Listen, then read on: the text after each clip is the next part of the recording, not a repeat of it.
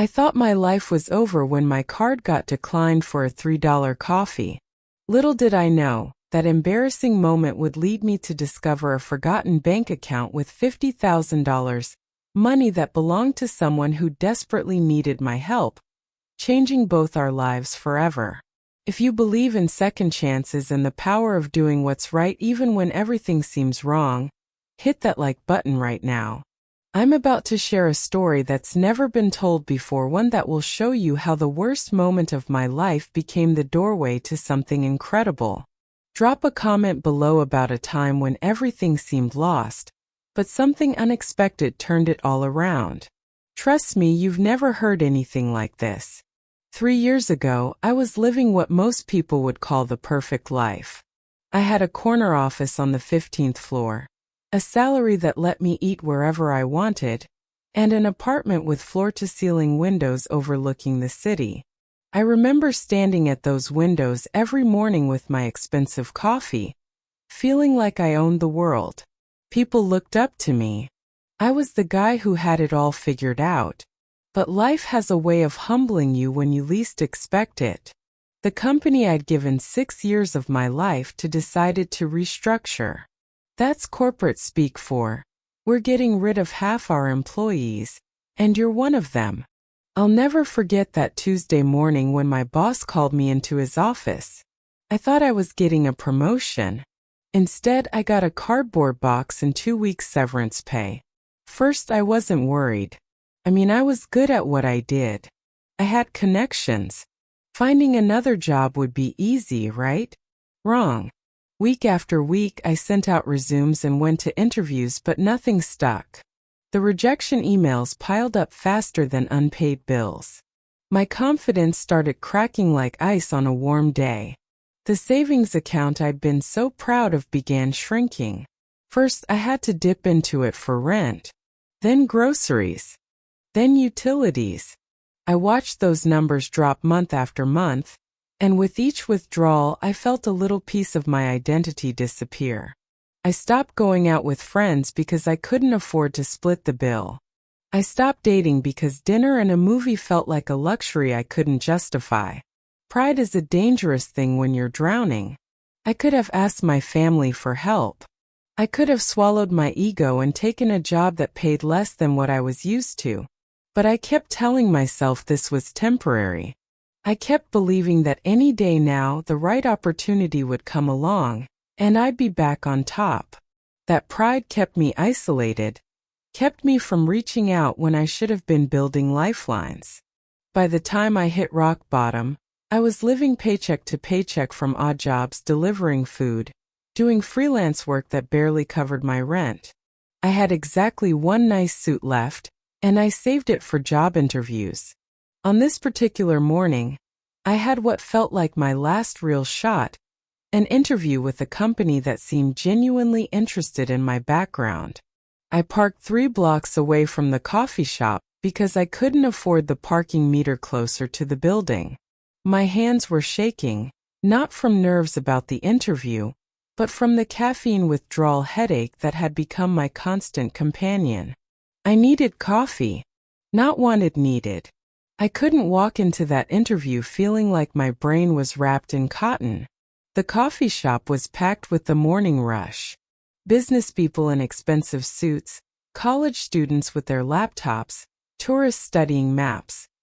All of them moving through their lives with the kind of casual confidence I used to have. I stood in line, rehearsing my interview answers in my head, trying to project the image of someone who belonged there. When I reached the counter, I ordered the smallest coffee they had. $3.50. The barista, a young woman with kind eyes, smiled at me as she rang it up. I handed her my debit card with what I hoped looked like casual confidence, but inside I was praying to every deity I could think of. The card reader beeped. Not the good beep, the bad one. The one that makes your stomach drop to your shoes. "I'm sorry," the barista said quietly, "but your card was declined. Do you have another form of payment?" Time stopped. I could feel every eye in that line boring into the back of my skull. The businessman behind me checked his watch impatiently. A woman further back whispered something to her friend. The barista looked at me with this expression I'll never forget. Not disgust, not annoyance, but pity. That might have been worse than anything else. Let me try again, I stammered, knowing it wouldn't work but desperate to make this nightmare end. The machine beeped again. Declined. The weight of everyone's attention felt like it was crushing my chest. I'm sorry, I whispered, and walked away from the counter empty-handed. I made it to my car before the shame really hit me. $3.50. I couldn't afford $3.50 for coffee. I sat there in the driver's seat, staring at the steering wheel, feeling like the biggest failure in the world. That interview I'd been so hopeful about? I bombed it completely. I couldn't focus, couldn't think straight, and I know they could smell the desperation on me. That evening, I sat in my car in an empty parking lot and opened my banking app. The number stared back at me like an accusation. $1.47. $1.47. That's what 6 years of climbing the corporate ladder had gotten me. That's what my pride and my perfect life had amounted to. I thought about calling my parents, but the shame was too heavy. I thought about my college friends who were all doing well, posting pictures of their vacations and their new houses on social media while I was counting pennies. I thought about the person I used to be, the person who never worried about money, who never had to check his balance before buying coffee. For the first time in my life, I understood why some people just give up. The weight of failure, of disappointing everyone who believed in you, of disappointing yourself, it's suffocating. I sat there in that car, wondering if this was it, if this was how my story ended. Not with success or achievement, but with a declined debit card in a coffee shop full of strangers. But then, as I sat there feeling sorry for myself, I remembered something my grandmother used to tell me when I was a kid. She died when I was in college, but her voice came back to me as clear as if she was sitting in the passenger seat. Always check the old places when you're lost, she used to say. Sometimes what you need has been waiting for you all along. At the time, I thought she was talking about looking for lost toys or homework. But sitting there in that parking lot, broken, those words hit me differently. What old places hadn't I checked? What had I forgotten about in my rush to build this perfect life that had crumbled so completely? That's when I remembered the bank account from college. My grandmother's words echoed in my mind as I drove home that night. Always check the old places when you're lost. What old places had I forgotten about? Then it hit me, that small savings account I'd opened during my sophomore year in college. I'd used it for textbooks and late-night pizza runs, but after graduation, I'd switched everything to a bigger bank with better perks. I couldn't even remember if I'd closed that old account. Part of me resisted the idea. Come on, I thought, surely it's been closed by now. Banks don't just keep empty accounts open for 8 years. But desperation makes you do things that logic would normally talk you out of. I had nothing left to lose, so when I got home, I dug through old boxes until I found a folder of college paperwork. There it was, a statement from First National Bank dated 8 years ago. The balance showed $247.83. Even if it was still open, that money wouldn't solve my problems, but at this point, every dollar mattered. I found the bank's website and tried to log in using my old student ID number and a password I hoped I remembered. The first attempt failed. The second one too. On the third try, something incredible happened. The screen loaded. I was in.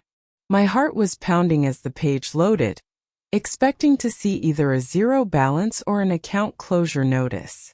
Instead, I saw something that made me question my own sanity. The balance read $50,247.83. I stared at that number, blinking hard, convinced I was hallucinating from stress and hunger. $50,000? That was impossible. I refreshed the page once, twice, 3 times. The number didn't change. I scrolled down to the transaction history, my hands trembling so badly I could barely control the mouse. What I saw there made no sense. Regular monthly deposits of $1,847 from something called MT Holdings LLC dating back years. Every month, like clockwork, money had been flowing into this forgotten account while I was struggling to afford coffee. Someone had been putting nearly $2,000 into my account every single month, and I had no idea who MT Holdings was or why they were sending me money. I spent the entire night staring at that screen, trying to make sense of what I was seeing. MT Holdings LLC, I Googled it, searched social media, even tried the Better Business Bureau. Nothing. It was like this company existed only to send me money, which made absolutely no sense. Part of me wondered if this was some kind of elaborate scam, but the deposits were real and the money was sitting right there. The next morning, I called the bank, my voice shaking as I explained the situation to the customer service representative. She transferred me to someone else, who transferred me to someone else, until finally I was speaking to a branch manager named Patricia, who actually seemed to understand what I was talking about. "Oh yes," she said, and I could hear her typing in the background. "This appears to be a trust fund disbursement. The payments are automated from an estate account." "But sir, I'm looking at our records, and there seems to be an error. These payments aren't supposed to be going to your account number." My stomach dropped. "What do you mean?" "The intended recipient is listed as Maria Torres. It looks like there was a clerical error when the account numbers were entered into our system. The funds have been depositing to your account instead of hers for the past several years." Maria Torres. The name hit me like a punch to the gut. This money, this lifeline that could solve all my problems, wasn't mine. It belonged to someone else. Someone who had probably been waiting for it, counting on it just like I was counting on it now. I thanked Patricia and hung up, but I couldn't stop thinking about Maria Torres. Who was she? What was her story? I found myself typing her name into every search engine I could think of. What I discovered made my chest tight with guilt. Maria Torres, 73 years old. Cancer survivor fighting a second battle. Medical bills that had drained her life savings. A woman who should have been receiving nearly $2,000 every month but instead was probably struggling just like I had been, maybe worse. I spent 3 days wrestling with my conscience. 3 days of staring at that bank balance, imagining all the ways $50,000 could change my life. I could pay off my debts, get a decent apartment, buy groceries without counting every penny. I tried to justify keeping it. The bank made the mistake, not me. I found the money fair and square. Maria had lived 73 years without it. Surely she could continue. But every time I closed my eyes, I saw that barista's pitying look when my card got declined. I imagined Maria Torres standing in a pharmacy, unable to afford her medication, experiencing that same shame.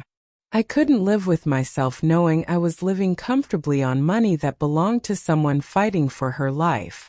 So I did something that 3 months earlier would have been unthinkable. I looked up Maria Torres's address and drove to the poorest part of town. Her apartment building was a faded brick structure with cracked sidewalks and windows covered in plastic sheeting. I climbed 3 flights of stairs that smelled like decades of cooking and cigarette smoke, my heart pounding with each step.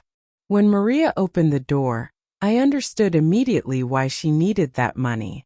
She was tiny, maybe 5 feet tall, with hands that shook slightly as she gripped her walker. Her apartment was clean but sparse, the kind of place where every piece of furniture had been bought secondhand and treasured for decades. But her eyes were sharp, intelligent, and when I explained who I was and why I was there, they filled with tears. "My husband Miguel set up that trust before he died," she whispered, inviting me to sit on her threadbare couch. The lawyer said I'd receive payments every month, but they never came. I called the bank so many times, but they kept telling me there was no record. I thought maybe Miguel made a mistake, or maybe I misunderstood. She'd been surviving on food stamps and Social Security, delaying treatments she couldn't afford. As she spoke, I realized this woman had more dignity in her little finger than I'd had in my entire life. While I was feeling sorry for myself over a declined coffee purchase, she was quietly enduring real hardship without complaint.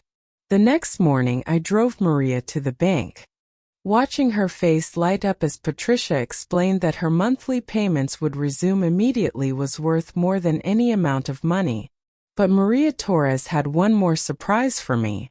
As we finished the paperwork to transfer the accumulated funds to her account, she turned to me with a determination I hadn't expected from someone so frail. "You're not leaving here empty-handed," she said firmly. "You could have kept that money and I never would have known. But you didn't. That tells me everything I need to know about who you are."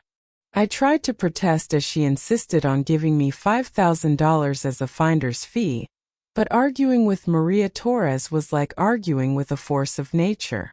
She wouldn't hear a word of it. "My Miguel always said that good deeds come back to you threefold," she said, pressing the cashier's check into my hands. "But I have something else for you too." That's when she told me about Torres Construction, the small business her late husband had built from nothing. After Miguel died, Maria had been trying to keep it running with the help of a few loyal employees, but the paperwork and finances were overwhelming her. She'd been praying for someone trustworthy to help manage the business side, while the crew handled the construction work. "I watched you these past few days," she said as we sat in the bank lobby. "You researched me, found me, drove across town to help a stranger. You have integrity, and that's rarer than you might think. How would you feel about helping an old woman run her husband's company?" 6 months later, I was sitting in what used to be Miguel's office, looking over contracts for 3 different projects. Maria had promoted me from bookkeeper to business manager after I helped land our biggest client yet. The company was thriving under our partnership. Her wisdom and relationships combined with my fresh perspective and organizational skills. I discovered I had a talent for understanding what small business owners needed, probably because I finally understood what it felt like to struggle. Every client became personal to me. Every successful project felt like a small victory not just for Torres Construction, but for everyone who'd ever been counted out or overlooked. The irony wasn't lost on me. Losing everything had taught me what really mattered. That $3 coffee I couldn't afford had led me to $50,000, which led me to Maria, which led me to a purpose I never knew I was looking for. Today, I run 3 small businesses alongside Maria, who's become like the grandmother I lost years ago. Her cancer has been in remission for 8 months now, and every clean scan feels like a celebration for both of us. We've expanded Torres Construction into Torres Holdings, the same initials as Miguel Torres, which makes Maria smile every time she sees it on a business card. But the most important thing we do happens every Wednesday morning. Maria and I meet at that same coffee shop where my card got declined 3 years ago. The barista, Jenny, remembers us now. She always asks how our week went and genuinely listens to the answer. She knows our story, how a declined card led to a friendship that changed everything. Here's the beautiful part. Whenever someone's card gets declined at that coffee shop, I pay for their order. Not because I want recognition or because I feel guilty about my past, but because I understand that sometimes the smallest acts of kindness happen at our lowest moments. I've bought coffee for job seekers, single mothers, college students, elderly people on fixed incomes. Most of them never know who paid for it. Last month, Jenny told me about a young woman whose card was declined 3 times before she finally left empty-handed. Jenny said she looked exactly like I had that day, defeated, embarrassed, broken. I asked Jenny to give her my business card next time she came in. That young woman, Sarah, now works as our marketing coordinator. She's brilliant, and she brings the same hunger and appreciation that I had when Maria gave me my second chance. The lesson I learned isn't just about checking old bank accounts or forgotten places. It's about understanding that our lowest moments often become doorways to our greatest opportunities, but only if we choose compassion over self-interest, connection over isolation, service over selfishness. If you're watching this and you're at your lowest point right now, I want you to know something. Your story isn't over. That embarrassing moment, that failure, that rejection, it might be preparing you for something incredible you can't even imagine yet. Check your old places. Help someone else. Choose what's right even when it's hard. What forgotten accounts do you have in your life? Check those old emails, those unused bank accounts, those dusty memories. Like this video if this story inspired you to do the right thing. Share it with someone who needs hope today.